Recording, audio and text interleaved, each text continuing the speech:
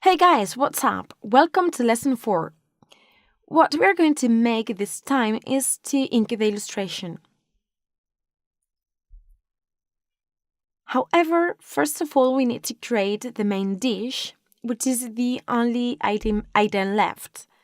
So, before we draw all the ingredients, but we still need to draw the final dish and add small details in order to create a visually appealing illustration. So guys, you can use the recipe as a guide.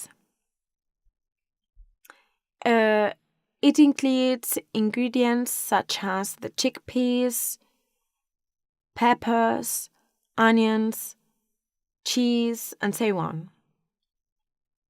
Okay, so I'm going to include all these ingredients in this final dish. And I'm drawing them inside the taco. I'm trying to create irregular shapes that I'm going to work with later on. So here we have a tortilla.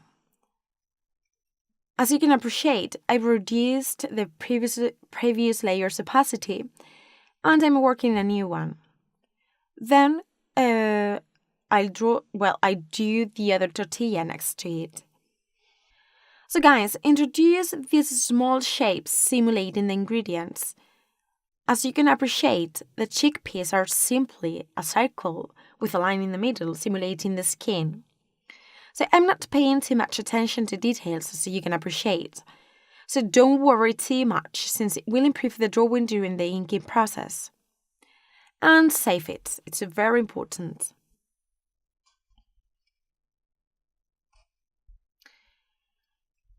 Okay, so just keep adding elements. The circles are the chickpeas, then the lines, the peppers, and so on. This would be kind of the final result. Okay, now let's move on to the ingredients, set up and start the inking process, okay?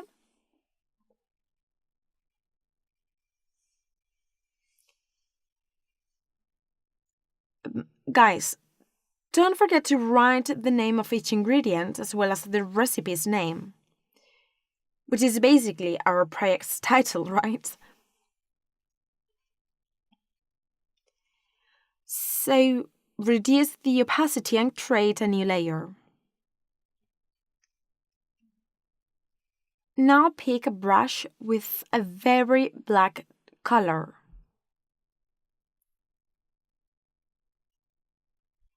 If you can work with a pressure-sensitive brush, much better because we can use it to add volume to the illustration. I'm working with Photoshop CC 2018, so I can slow down the stroke and thus stabilize the result.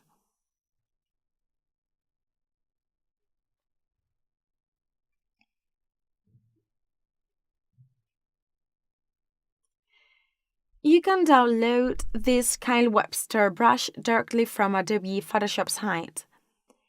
However, there are millions of different brushes, and this one is for inking. You can also use any other brush with a very dark tone and apply the pressure effect. Well, in this case, you need to work with a graphic pad, obviously. So great, the tomato is ready. And let's move on to the pepper. As you can see, I'm playing around with the stroke width to add volume. And it looks like a hand-drawn illustration, different from the digital aspect it would have if working without pressure sensitive. So I think the result is really, really cool. And well, also, don't forget to come back to the reference from time to time in case there's a missing detail or you want to emphasize something else.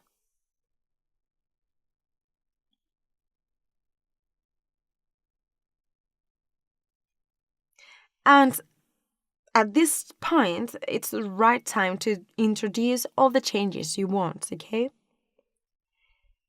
Okay, let's ink these pieces of jalapeno on the seeds.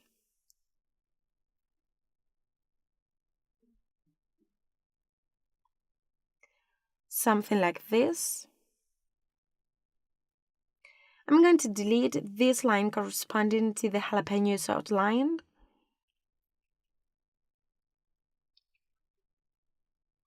Great. And the seeds here. Well, then this curved line here to add volume as well. I'll also include another piece behind, so the composition is not that empty.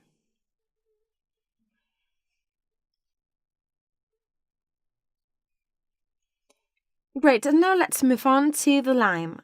Well, it's not rocket science. Just draw smooth lines with loose strokes.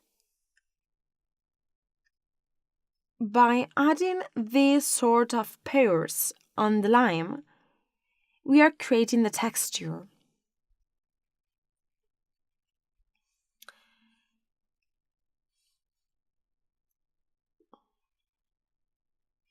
Cool, and now I'm inking the shallot.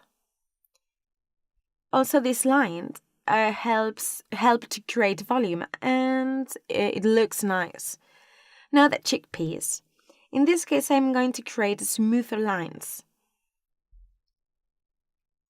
Guys, make sure that, or be aware that it's impossible to imitate the guide exactly. So, guys, let's imagine you're working with a marker. You're likely to introduce changes while inking, right? So, don't worry about inserting regular strokes. It's true that we want a nice result, but irregular shapes are also okay. So we'll take advantage of these irregular strokes to get a hand-drawn style. As I told you previously when making the sketch, I just created a bottle which I'm going to duplicate for the olive oil. So I drew the vinegar's container. Okay, and now we're going to move on to the cheese. Some drawings don't have many details, but it's not a problem right now since we'll be able to improve the results when coloring our illustrations. Okay?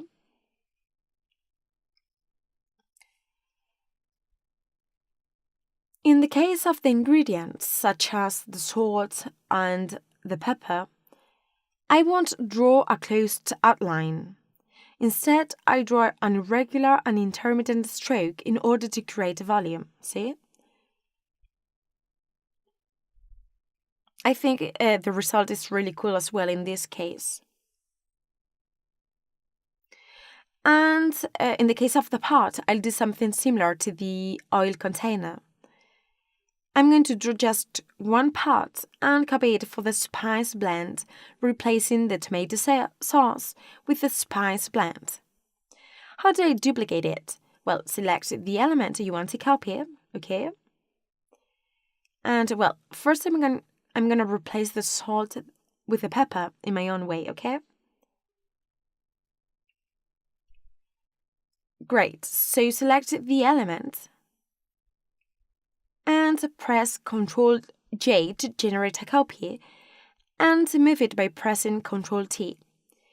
Then I'll erase the tomato sauce and replace it with the salt drawing, which resembles to this ingredient. Great. Well, I don't really like it, so I'm going to draw it again. Again, use irregular shapes and irregular lines. And now we're going to make the same with the vinegar. Select the vinegar bottle and duplicate following the same steps.